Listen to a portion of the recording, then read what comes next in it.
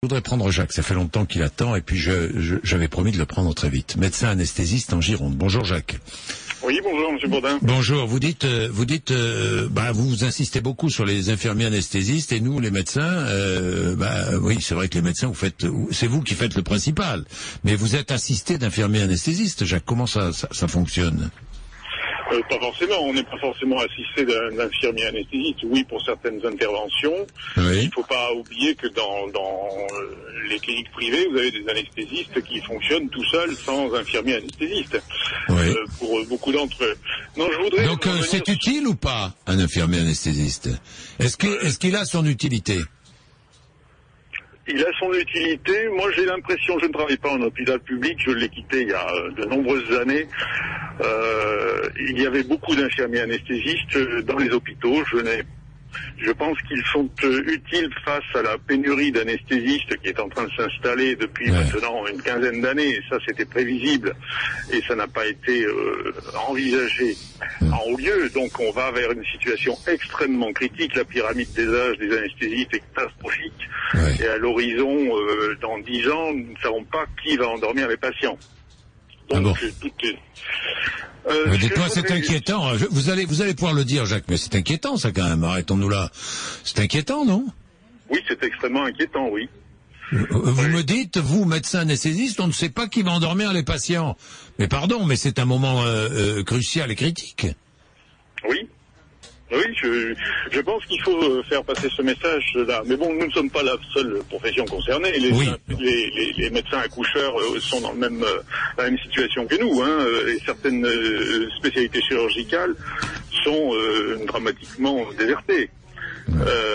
Donc ça, il en va de la formation des médecins français, d'une certaine prospective politique, mais qui dure maintenant depuis plus de 20 ans. Donc on est en train de payer l'effet démographique avec, c'est toujours une sorte de boomerang, de bombe à retardement qui arrive de nombreuses années après. Je voudrais juste insister sur excusez-moi de vous en parler directement, mais vous avez, je reprends une de vos phrases tout à l'heure, vers 7h15 environ, vous étiez avec un infirmier anesthésiste. Alors je ne reviens pas dans le débat des infirmiers anesthésistes et de leurs désirs et leurs revendications, ce n'est pas le sujet pour lequel je voulais intervenir. Et d'ailleurs, vous avez eu tout à l'heure une infirmière de bloc opératoire qui a bien confirmé que c'était un problème très corporatiste. Je suis complètement d'accord avec ce qu'elle a dit et je n'ai pas besoin d'y revenir. Mais vous avez terminé votre phrase en disant les infirmiers anesthésistes aident l'anesthésiste à endormir le patient et ensuite c'est lui qui s'occupe de tout, il faut le savoir.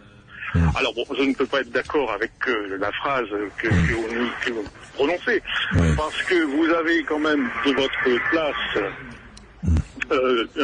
une crédibilité, un pouvoir proportionnel à la sympathie qu'on vous porte. Et il se trouve que c'est un message c'est un faux message. Ce n'est pas vrai. Il faut savoir que ce n'est pas vrai. Un anesthésiste est hautement responsable du début à la fin d'une intervention, et ça commence bien avant le début de l'intervention, dans la préparation, l'opérabilité, l'évaluation des risques et la prise en charge du patient avant et après l'intervention, pendant toutes les suites opératoires. Donc les infirmiers anesthésistes, là, ne sont absolument pas intervenants dans toute cette phase qui correspond quand même à plus de 80% de la prise en charge du patient. Mais ils interviennent quand, après ou avant, alors? Les infirmiers anesthésistes interviennent techniquement, exclusivement techniquement, pour aider l'anesthésiste à endormir, à gérer le père opératoire. Avant, pendant et après, quoi. Non, juste pendant l'intervention. Pendant l'intervention. Uniquement pendant l'intervention. Le début de l'intervention, endormir le patient, le surveiller pendant l'intervention et le ramener en salle de réveil. C'est toute la fonction. Tout ce qui concerne le reste, la prise en charge médicale qui commence 15 jours avant... Oui, ça je sais, c'est le médecin anesthésiste, mais ça, il ne s'agit pas de nier le rôle du médecin anesthésiste, qui est essentiel, Jacques. On est bien d'accord, mais il n'empêche que la surveillance ensuite, c'est l'infirmier anesthésiste qui l'a... Non? Je suis pas d'accord avec vous. Ah bon? Non, mais alors moi je sais pas comment. Alors expliquez-nous comment ça fonctionne. Alors ça ne sert à rien, l'infirmier anesthésiste ne sert à rien, quoi, si je comprends bien, Jacques. On peut le considérer comme ça, s'il y a assez de médecins anesthésistes, on n'a pas besoin d'infirmier anesthésiste, c'est ce que vous dites, quoi. Exactement. Oui.